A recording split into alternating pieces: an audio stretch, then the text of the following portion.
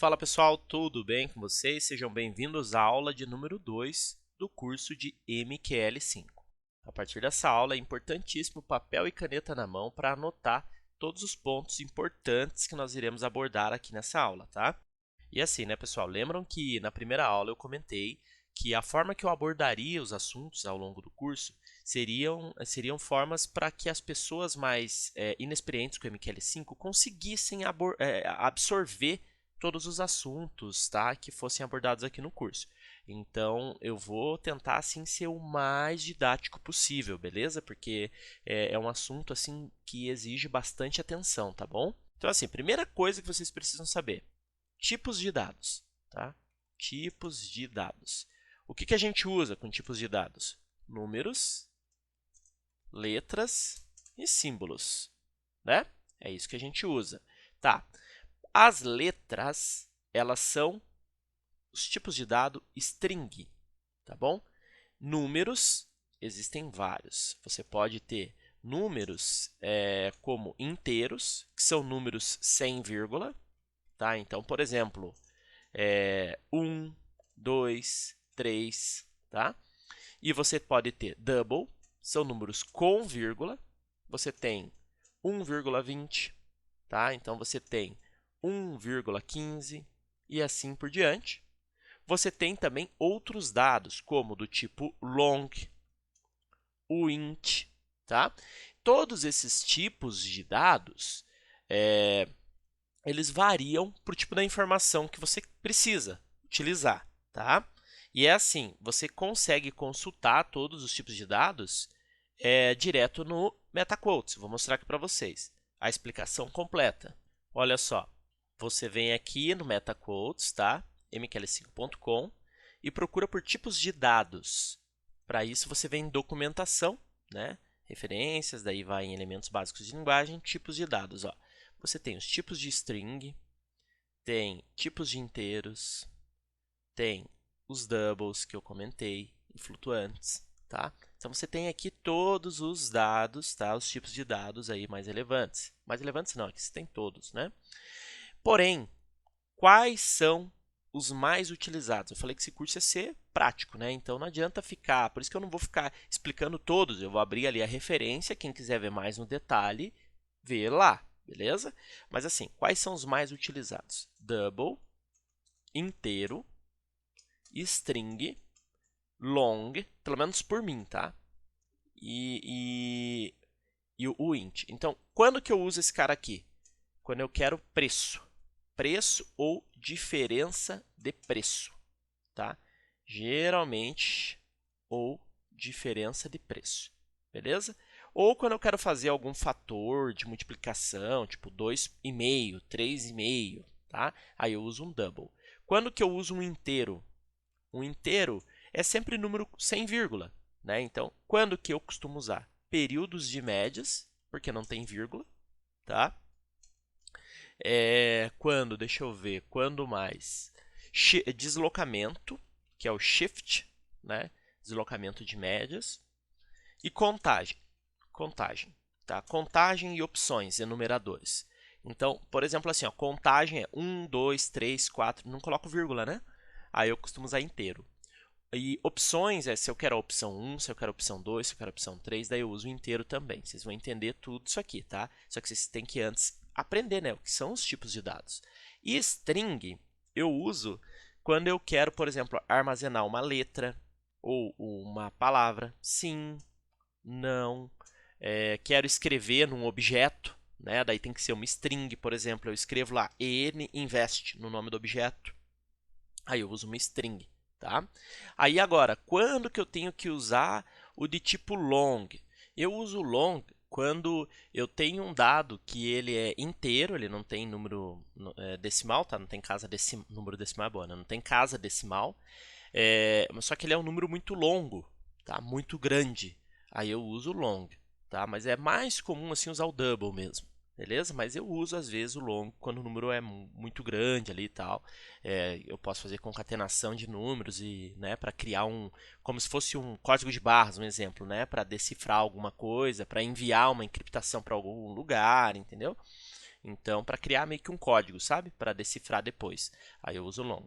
Agora o int, tá? Esse cara aqui eu uso para cor.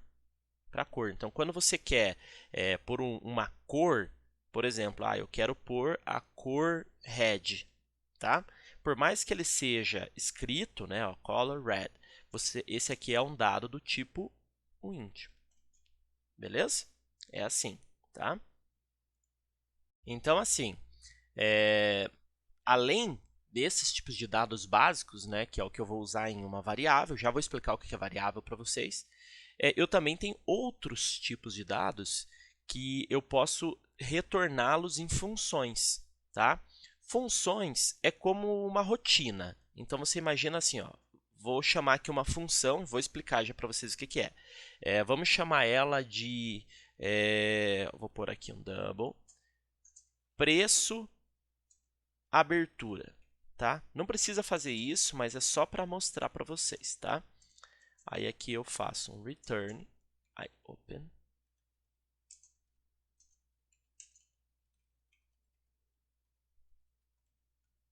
Beleza, ó, vou compilar, nenhum erro, né? Então, o que acontece aqui? O que é isso? Eu estou criando uma função de rotina para toda vez que eu quiser o preço de abertura do dia, eu só escrever preço de abertura no meu código. Se eu vir aqui, ó, e digitar print preço abertura, o que ele vai fazer? Ele vai printar na tela a cada tick o preço de abertura do dia, tá? Eu não preciso vir aqui, ó, e escrever tudo isso daqui. Eu quero o preço de abertura do dia. Eu tenho que vir aqui e escrever. Daí, toda vez que eu quiser escrever algo no código, eu tenho que vir e escrever tudo isso. Não.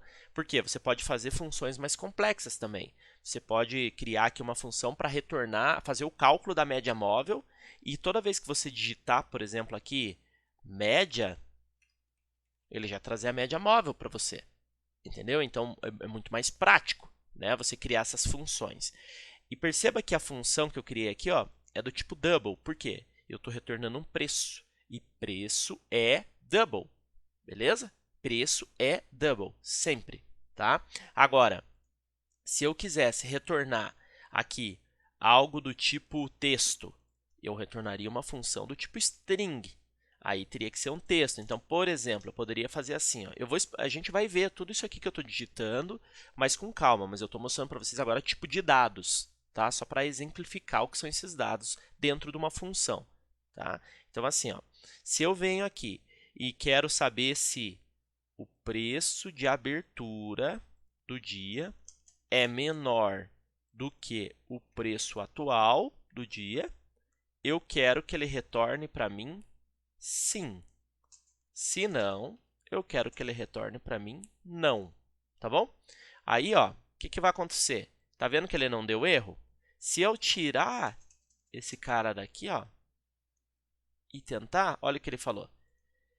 Conversão implícita de número para string. Aqui é um número e eu estou querendo retornar uma string na função. Não pode. Entendeu?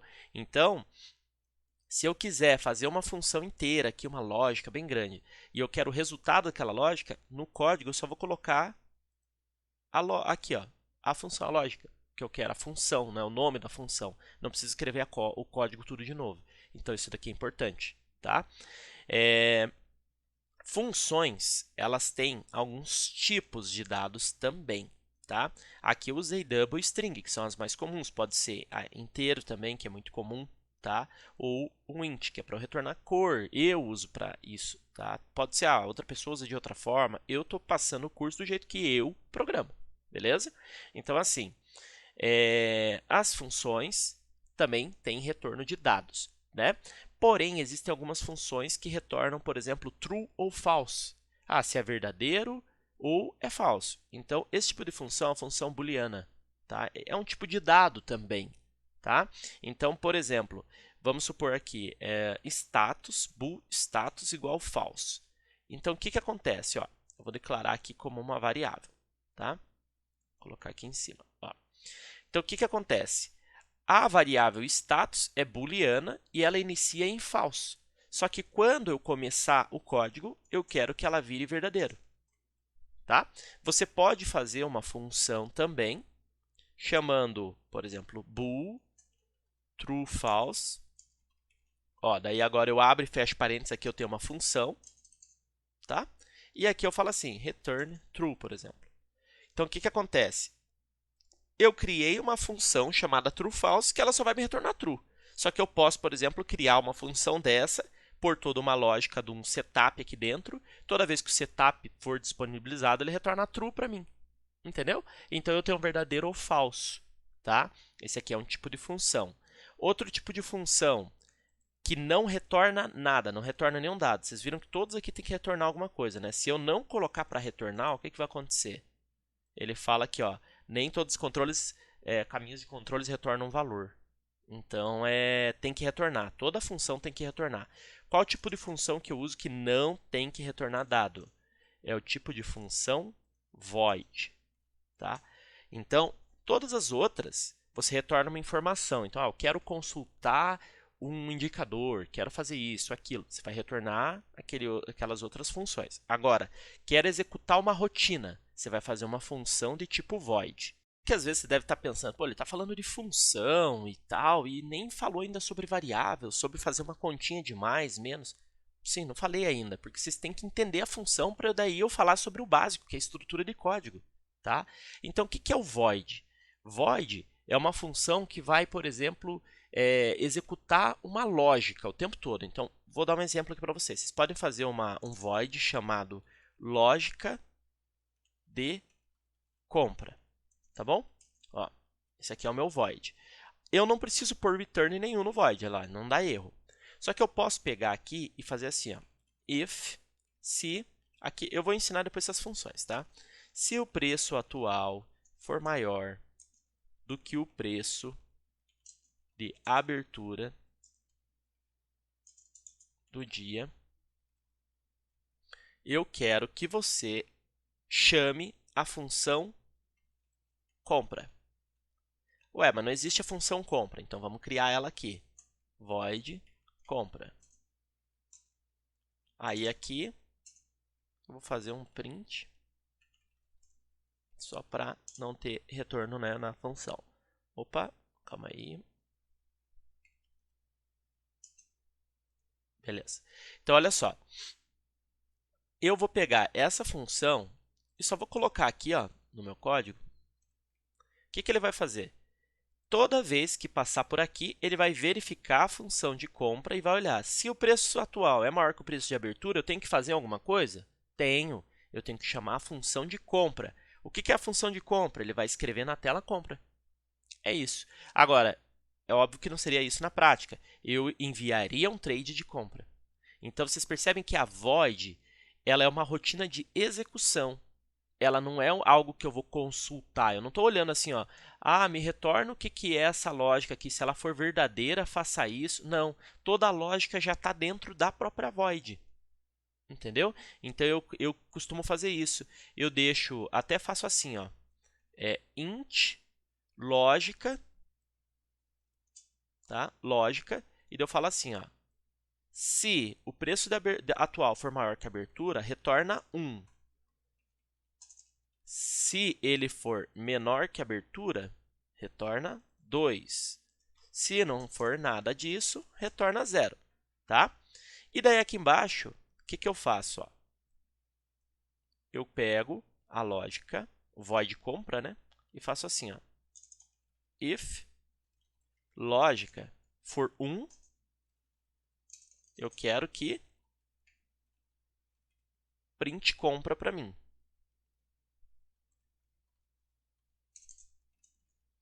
Se lógica for 2, eu quero que print venda, tá? E aqui eu falo assim, ó, traits. Aí aqui eu chamo só a função traits. O que ele vai fazer agora? Eu vou chamar a função traits. O que a função traits faz? Vai verificar se a lógica é igual a 1. A lógica é tipo inteiro, tá vendo? Quando que ela vai ser igual a 1? Se o preço atual for acima da abertura do dia. Quando vai ser 2? Se o preço atual for abaixo da abertura do dia. Se for 1, o que ele tem que fazer? Printar compra. Se for 2, printar venda. Tá vendo? Então aqui eu tenho até um exemplo, ó, de função com retorno e uma função de execução, que é uma void. Tá bom? Então, agora vocês entenderam, né, o que são os tipos de dados, inclusive utilizando funções. Tá? Agora vocês estão prontos para entender a estrutura do código. Então, assim, eu vou deixar comentado isso daqui. Quando eu falo comentar, você pode pôr 2 barras e digitar, por exemplo, assim, lógica de compra. Não vai ler essa parte no teu código, ó, tá vendo? É só para você saber do que se trata aquilo ali, a lógica de venda. Aí, se você quiser, você pode até digitar aqui o que você quiser, tá bom? Mas o que eu vou fazer agora? Ah, detalhe, se você quiser comentar uma faixa completa no código, né? Eu quero comentar tudo isso aqui, daqui para baixo, quero ignorar, né? Você não precisa ir colocando barra, barra assim, ó. Não precisa, um embaixo do outro. Você pode simplesmente fazer isso aqui, ó. Opa, barra, tá vendo? Ó? Comentei tudo. Agora, se eu tentar rodar, ele vai dar um erro porque não vai encontrar a função trades, né? Ó. Identificador não declarado. Então, tirei a função trades. Tá vendo? Beleza? Então, o que é a estrutura de código? Vocês percebem que aqui tem várias funções? Tá vendo por que eu quis explicar a função? E percebe que aqui tem vários tipos de dados? Ó. Tá vendo por que eu expliquei tipos de dados? Então, os códigos eles têm uma estrutura. Eu comento que o código ele tem um back-office, vamos dizer assim. Não é nem um back-office, né? É um por trás das cenas. Tá? Daí sim vem o início, o meio e o fim. Tá bom? Então, aqui, ó, o que são, né, esses caras aqui que ficam por trás da cena? Inputs, enumeradores e var, variáveis. Tá bom? Esses caras ficam por trás das cenas. O que fica na inicialização? Tá? Aí, quando você vai carregar indicadores, variáveis, propriedades. Tá? O que fica no meio? Aí a execução. Tá? Execução, exclusão, etc. Tá? Então, aqui na verdade é mais a própria execução mesmo. Vou colocar aqui só para não complicar, né, a cabeça. Execução. E no fim, aí aqui é o resultado, né, que aquilo vai ter para nós. Tá? Resultado. Mas esse resultado, ele tem, eu diria que o fim seriam condições, tá? Condições. Vocês vão entender o que são essas condições aí que eu estou dizendo. Então, assim, ó, o que é esse início aqui, ó? Inputs, enum, variáveis. Ele vem antes aqui do código, tá? Vem antes, vem nesse trecho aqui do código, ó. Então, aqui é onde você vai declarar, por exemplo, um período de uma média móvel que você quer usar, tempo gráfico, se for customizado, você vai declarar variável global. O que é uma variável global? É uma informação que você vai usar ao longo de qualquer momento do teu código. E quando essa informação ela é global, a variável, né, ela é global, ela fica com o dado armazenado. E onde você vai, ela tem aquela informação, a última informação está ali armazenada. Você pode procurar em qualquer momento do código. Agora, quando você usa uma variável local, você não consegue, por exemplo, a variável está dentro da função A. Tá? Aí você quer usar a mesma variável, a mesma informação que está dentro da função A na função B, você não consegue. Tá bom? Então, essa é a diferença de variável global e local. Eu uso muito as duas, para dizer bem a verdade. Assim, tá? Se é algo específico, é a local. Se é algo mais que eu precise durante o código, é a global. Tá? Variável, tá? Para quem não sabe o que é, deixa eu até explicar nesses 3 pontos aqui que é importante. Variável, você imagine que é uma informação que você, por exemplo, deixa eu pensar aqui. Preço 30 segundos. Um exemplo, tá bom? Preço é o tipo de informação que é double, né? Tá. Você vai colocar essa informação dessa forma aqui, é desse jeito que você declara uma variável no MT5, tá? Então, você vai declarar que preço 30 segundos, é um double, e ele é igual a 0. E você vai colocar ele aqui, ó, no back-office, no início, tá? Aqui no antes, né, do início do código, beleza? Nas declarações, tá bom? Tá. Aí o que você vai fazer com essa informação aqui? Isso aqui é uma variável, um repositório de informação, tá bom? Então o que você vai fazer? Você vai consultar, por exemplo, onde que o preço estava há 30 segundos atrás. Aí você vai criar uma função para isso e tudo mais. Aí você vai fazer assim, ó, preço 30 segundos igual a função x, um exemplo, tá bom? Então, o que vai acontecer? Toda vez que você buscar por esse cara aqui, você sabe que ele vai trazer onde que o preço estava 30 segundos atrás, tá? Então, ele armazena a informação. Isso é uma variável, tá bom? E ele armazena uma informação, que é a última que for armazenada, tá? Quando você trabalha com variável global, o preço 30 segundos vai poder ser verificado em qualquer função dentro do código, qualquer lugar. Quando você trabalha com ela local, não. É só onde ela foi declarada, tá bom? Agora, o que é um enumerador? Tá? Um enumerador. O enumerador, que é esse cara aqui, ó, enum, é o seguinte, é quando você tem, por exemplo, uma média móvel. Então, exemplo, média móvel, tá? A média móvel ela pode ser o quê? Simples, exponencial, né? Tem os tipos de média. E ele é um tipo de informação que você pode selecionar, né? Entre várias, assim, né? Várias informações, tá? É como aquela combo box. Então, isso aqui é um enumerador. Então, você tem que declarar um enumerador para depois você só verificar que tipo de dado aquele enumerador tem. Entendeu? Então, isso é enumerador. Quando você enumera, vamos dizer assim, né, as opções que você quer usar, tá? E o input, quando que você insere input? É quando você quer, você vai definir a função, o dado, né, que aquela variável terá, manualmente por meio dos parâmetros do seu robô. Isso é um input. Então, por exemplo, aqui, ó, eu quero determinar que uma média móvel vai ter, na verdade não, que o período de uma média, tá? Quero determinar o período de uma média. O que você vai fazer? Período é inteiro, né? Inteiro, período. Vamos supor que seja assim, tá bom? Período inicial é 0. Só que você quer que seja disponibilizado no parâmetro para que você mexa nesse período. Então, você vai fazer assim, ó, input no começo. Tá? Quando você faz isso, automaticamente esse dado ele vai ficar nos parâmetros do seu robô para que você consiga manipular essa informação. Beleza? Isso é um input. Você pode usar input junto com o enumerador, com várias opções, que você clica assim, abre daí várias opções para selecionar, ou input normal mesmo, com double, string, inteiro, né, long, do jeito que você quiser, aí cor e tudo mais, tá bom? Beleza, então agora que vocês já entenderam que aqui é onde declara as variáveis, né? E também pode usar enumerador, input, é tudo aqui que você vai colocar, tá? E aqui é onde você declara, lembrando, as variáveis que são globais, beleza? Inputs ficam todos aqui também, tá? Mas aqui, falando de variável, aqui são variáveis globais. Quando você quer uma variável local, tá?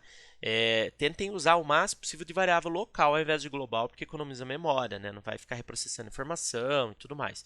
Mas caso você queira usar uma variável local, daí você declara a variável dentro da função aqui que você quer, tá? Você não precisa declarar ela aqui em cima. Você só vai declarar ela aqui caso você queira usar ela em mais de um momento a mesma informação, beleza? Então aqui é o seguinte, hein? Próximo passo. Declaramos tudo, temos as variáveis. Vem para esse cara aqui, ó, que foi gerado, vocês viram, automaticamente pelo MetaTrader, né? O que é esse cara aqui? É a inicialização, tá? Inicialização. Então, aqui é onde você carrega variáveis iniciais, traz elas para o número inicial delas e tudo mais, né? Toda vez que um robô é arrastado para o gráfico, a primeira coisa que é lida está aqui, ó, tá bom? A inicialização dele, beleza? Aí, quando você tira o robô do gráfico, ou indicador, que é lido agora? Vamos ler assim, desinicialização, né? Isso aqui é quando você fecha o robô no gráfico, beleza? E aqui é quando você quer executar as propriedades do seu robô, tá? Então, onTick. O que é o tick? Toda vez que o preço, ele, por exemplo, está aqui, ele faz um movimento desse, um tick. Tick, tick, tick, tick, tick, entendeu? Então, toda vez que ele se mexeu, a gente teve um tick. E nesse momento é que o seu robô atualiza as informações dele, tá bom? Você pode usar também, além do onTick, tá? Você pode usar uma função chamada onTimer, tá? Que é o seguinte, ao invés de ser por tick, é por tempo. Para usar essa função, você precisa declarar no onInit esse cara aqui, ó, event set timer.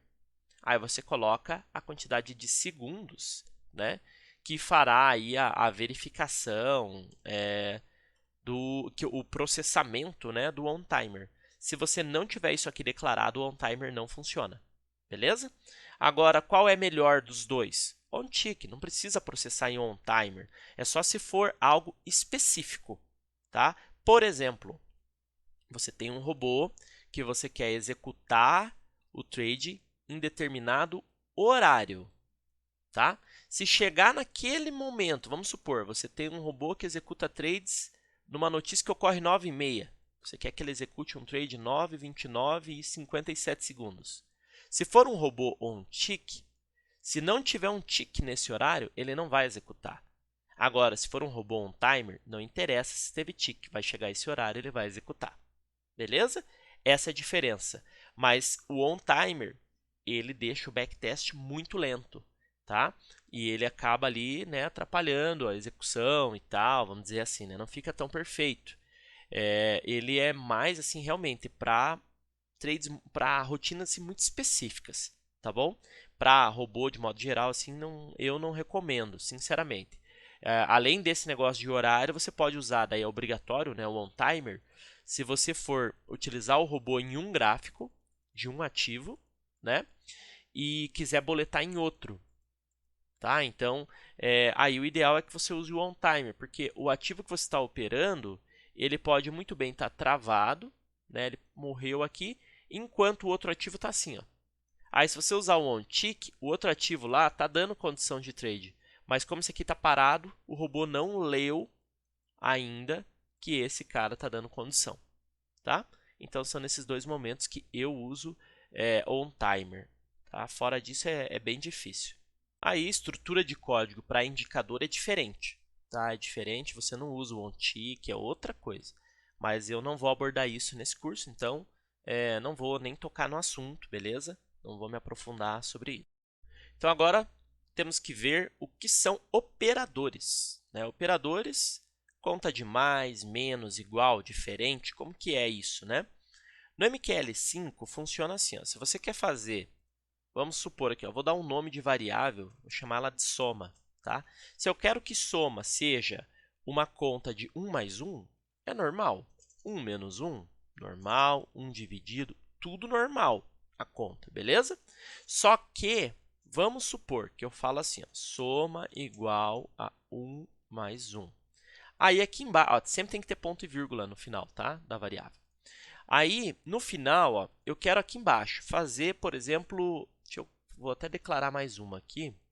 Ó, soma 2 igual a 2 mais 2. Beleza? Soma 1 e soma 2, tá? Então, o que acontece? Eu aqui embaixo, eu quero comparar as duas, tá? Quero comparar para falar assim, uma é maior que a outra. Aí eu faço soma maior do que soma 2, tá?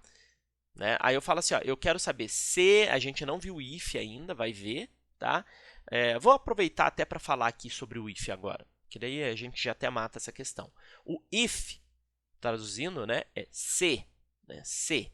É muito, mas muito utilizado. Tem outras formas, tem como você usar com case, né, que é outras formas, mas eu não é um curso básico, vocês precisam entender a essência do negócio. Então a gente vai só usar if e vai explorar o máximo de if, beleza? Então o if é assim, ó. If, aí tem uma função dentro dele, tá? Que é a lógica, né, que você quer. Então você vai fazer assim, ó, abre parênteses, se soma 1 maior que soma 2, fecha parênteses. Aqui embaixo você tem que fazer o retorno desse if. O retorno dele, se for um só, você pode digitar direto. Por exemplo, return true. Tá bom? Agora, se for mais de um retorno, você não pode digitar ele direto. Você vai ter que fazer assim, ó. Abre chaves. Aí você vai digitar o que você quer. Por exemplo, salvo uma variável, variável 1 é igual a 1. Por exemplo, variável igual a 1. E aqui embaixo você pode fazer um return true e daí você fecha o if, tá? Então aqui você tem uma lógica de if, ó. Está falando assim, se soma maior do que soma 2, variável vai ser igual a 1 e eu quero que retorno seja true. Se é um retorno true, o que eu estou criando aqui? Vocês estão prestando atenção, vocês entenderam. Uma função, vamos chamar uma função de if, tá? É o nome da nossa função, beleza? Aqui eu vou colocar as chaves dessa função, aqui eu fecho as chaves. Ó, essa função ela funcionaria? Não funcionaria. Sabe por que ela não funcionaria? Porque ela é uma função de tipo bool. Eu preciso, booleana, eu preciso sempre ter um retorno desse tipo de função. E a única possibilidade dentro dela que está dando um retorno true, tá vendo? É se soma for maior do que, a soma 1 for maior do que soma 2. Só que vocês percebem que depois não tem, ó. Então quer dizer, se soma 1 não for maior que soma 2, eu não tenho retorno nenhum. Ela vai me dar erro. Então o que eu tenho que fazer? Eu faço aqui embaixo um else, que é se soma 1 for maior que soma 2, retorna true. Se não for, eu quero que retorne false.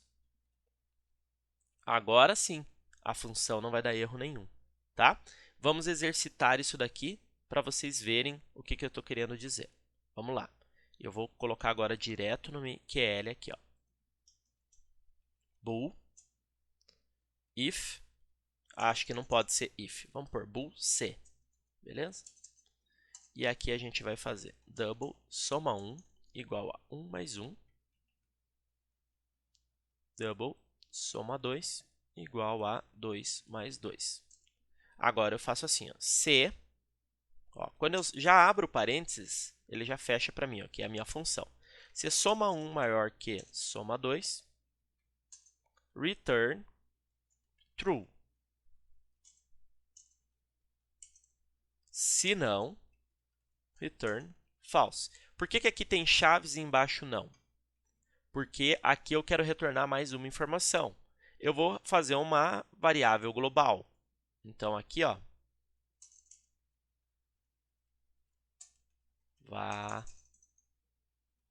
variáveis globais. Eu vou chamar ela de int variável. Beleza? Agora, aqui embaixo, ó, se eu compilar, não dá erro nenhum, beleza?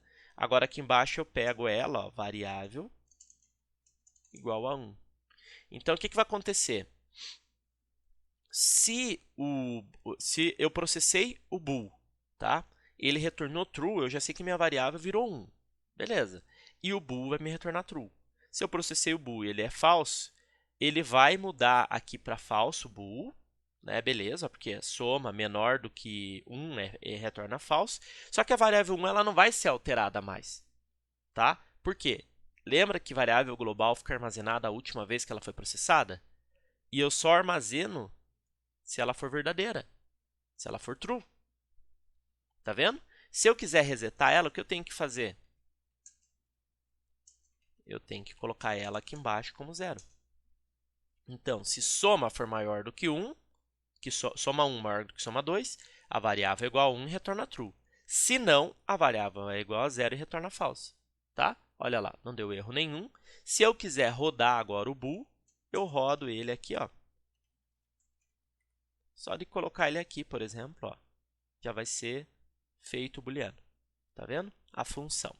Então, falando de operadores, se eu quero ver se ele é maior, aqui a gente já usou função, usando já tipos de dados diferentes, global, variável global, armazenamento, mostrei que a questão dele ficar salvo a última informação, exemplifiquei como que você reseta, né? Estamos caminhando muito bem nas aulas aí, tá ficando bem legal nessa aula, viu?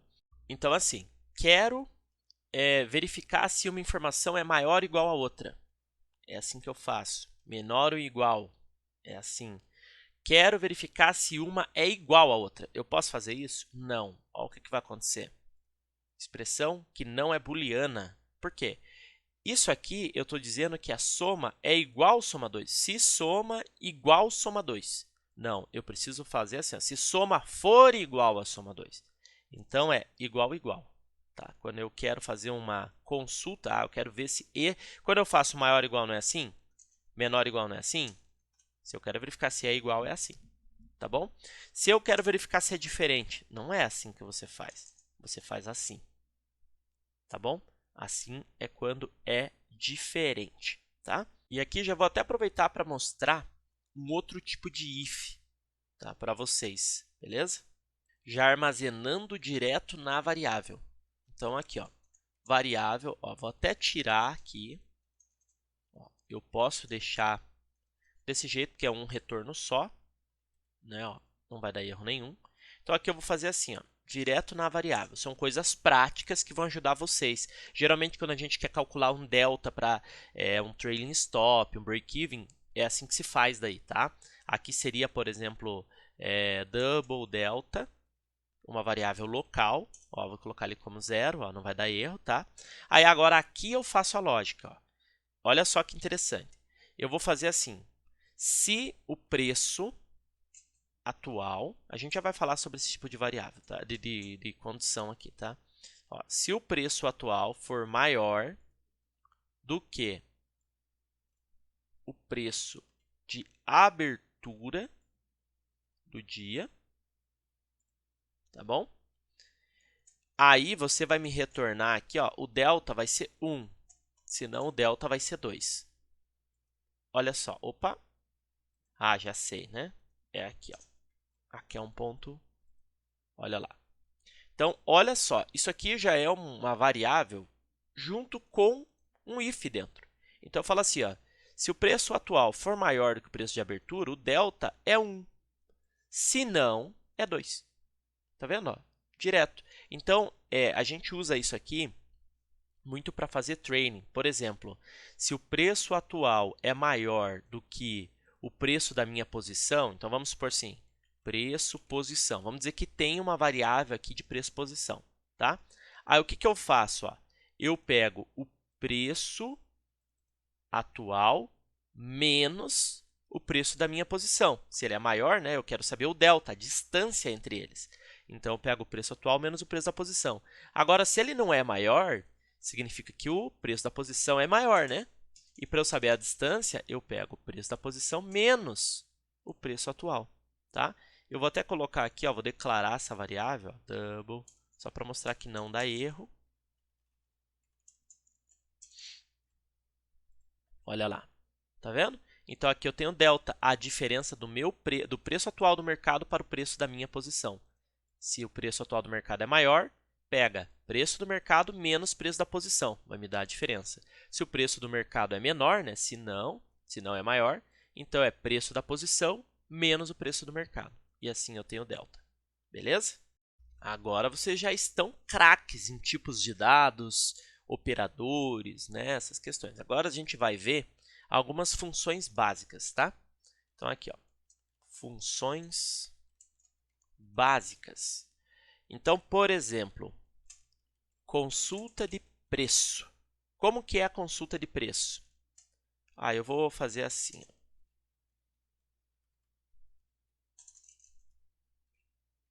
Tá, ó. Funções básicas.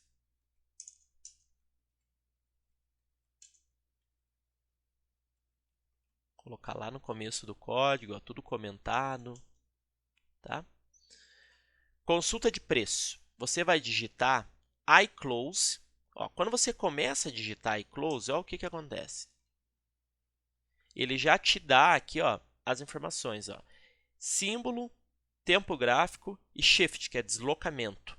Então, você vai fazer assim, ó. Quero consultar um preço do mercado, preço de fechamento. Eu falo assim, ó, qual é o símbolo? Se eu quero o símbolo do gráfico, você vai digitar underline symbol, tá bom? Vírgula. Qual período que você quer? Se você quer o período do tempo gráfico que o robô está agora, você deixa period current. Agora, você pode usar um período diferente do que o robô está? Sim. Você coloca o período que você quer. Qual o tempo gráfico? Ó. Tá vendo? Então, vamos colocar aqui período D1, por exemplo. E daí você fala assim, ó, eu quero o fechamento de hoje. O deslocamento, então, é 0. Você quer o fechamento de hoje.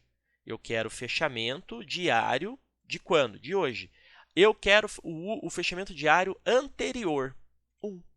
Eu quero o de anteontem. 2, 3, 4. Entendeu? Agora, o mesmo vale se eu quiser aqui colocar M1. Eu quero o preço atual, né? Se eu colocar assim, dá na mesma, tá? Porque é o preço de fechamento 0 é independente, é o de agora, né? Independente do tempo gráfico que você está olhando. Você está olhando o preço de fechamento agora, né? Então, assim, ó, quero o preço M1 de agora. Eu quero o preço de M1 anterior, de 1 minuto atrás, de mais 1 minuto, de outro, e assim sucessivamente, tá? Agora, quero um preço de abertura. Preço de abertura é assim, ó. Aí, open. Aí você fala assim, eu quero o preço de abertura do candle atual de 1 minuto. 0. Do candle anterior. Do candle anterior. E assim por diante, tá? Agora, quero o preço de abertura do dia. É assim. Do dia anterior. É assim. Beleza? Essas propriedades de preço, você tem várias, tá? Você tem assim padrões, né? Ó. Deixa eu colocar aqui.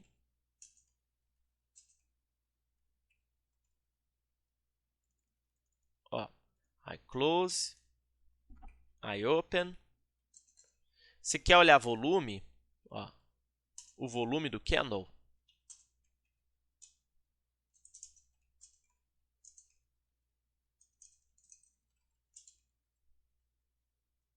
Tá vendo?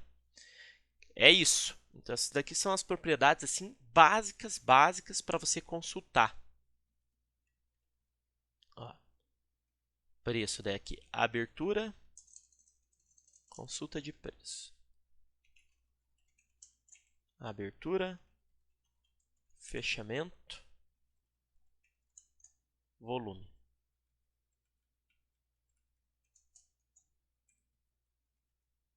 Ó, bem organizadinho, né? Eu vou começar a falar sobre um assunto, mas assim, a gente não vai poder avançar muito, que senão vocês já vão se embananar. A gente já viu muita coisa nessa primeira aula, tá? Nessa primeira aula mais prática, né? É assim, ó, é um assunto que eu vou até deixar para vocês pesquisarem a respeito, se chama array, tá bom? Eu confesso que na época que eu estava aprendendo, eu sofri um pouco com array, né? O array é algo que é assim, ó, é uma variável, só que é uma variável que ela tem com várias informações nela, tá? E essa variável, ela também pode ser uma função, para você ter uma ideia. Você pode ter uma função com arrays, por exemplo, tá? Então, um exemplo assim prático. Vamos supor que eu quero analisar os últimos 10 preços, tá bom? E eu quero armazenar qual foi o volume desses últimos 10 preços. Existe uma maneira de você fazer isso que você faz assim, ó, só para vocês terem uma ideia. Volume seria a minha variável, tá? O volume de ticks, né? E daí eu faço assim, ó, se o volume do candle atual fica volume entre colchetes 0. Aí eu tenho aqui volume atual, um exemplo, tá? Se eu quero o volume anterior, ó, ele ficaria assim, ó. Só que é uma variável só, chamada volume, tá? Tudo isso aqui está armazenado dentro dela, tá entendendo? tudo isso aqui está armazenado dentro dela. E daí o que acontece? Para que essa informação é útil? Caso a gente vá fazer uma varredura de informações, um indicador, por exemplo, para vocês terem ideia. O indicador ele é uma variável dessa, é chamado, por exemplo, média móvel. Aí ele tem as médias armazenadas dentro dele. A média do que ano anterior, do anterior, do anterior. É como se aqui fosse a média atual do anterior, do anterior, do anterior. Aí quando você quer consultar a média do que ano anterior, você não tem que ir lá fazer um baita de um código. Não, não. É só você digitar, por exemplo, média. Aqui, ó. Eu quero a média anterior. Eu tenho várias informações dentro dessa variável, mas eu quero só a anterior. Entendeu? Então, isso daqui é muito interessante. Sendo que você pode, inclusive, só para vocês terem uma ideia, criar uma função chamada double média. Daí, ó, vou até mostrar aqui um pouco, só para vocês verem como dá para complicar as coisas. E aqui eu falo assim, ó, int candle, dentro da função média, tá? Ó, aí aqui eu faço assim, ó, média seria, vamos chamar aqui de array média, só para, tá? Eu vou retornar o array média. Qual array média que eu quero retornar? Candle. Então, o que eu estou falando aqui? Ó? Olha só, para vocês verem como dá para complicar. Ó. Por isso que eu não quero abordar muito esse assunto ainda. Ó. Eu criei uma função média que vai me retornar o quê? O array da média, que é o preço da média, vamos chamar assim, tá? O preço da média. De qual média? De candle. Mas daí, mas eu estou declarando uma variável dentro da função? Sim. Quando eu quiser, por exemplo, a média do que ano anterior, eu só faço assim, ó, média, e eu coloco aqui dentro, ó, qual é o candle que eu quero? Eu quero o candle 1. Eu quero o candle 2. Eu quero o candle 3. Tá vendo? Ó, na função, eu digo qual eu quero. Lembra que eu mostrei aqui, ó, o C? É como se dentro desse C eu tivesse aqui, ó, um inteiro chamado array, um exemplo, tá? Casa. Beleza? Casa do array ali, né? Então, aqui eu falo assim, ó, se eu tentar processar, ele não vai deixar, porque ele está falando, ó, contagem de parâmetros errada. Por quê? Quando eu abro parênteses no C, olha lá, ele está falando, qual que é a casa que você quer aqui do C? Tá vendo? Aí eu falo, eu quero a 1. Agora ele não vai dar erro. Ó. Tá vendo? Então, são coisas úteis. Você usar array junto de uma função, enfim, você armazenar vários dados para poder consultar dados do passado, né? Então, arrays é algo bem relevante que eu sugiro que vocês se aprofundem no assunto, tá bom? Mas já dá para que, com tudo que eu mostrei hoje aqui, vocês já conseguem começar a saborear um pouco mais, né? O que é o MQL5, tá bom? Espero que vocês tenham gostado dessa aula. Vejo vocês na próxima aula. Desejo sucesso a todos, bons trades e bons negócios.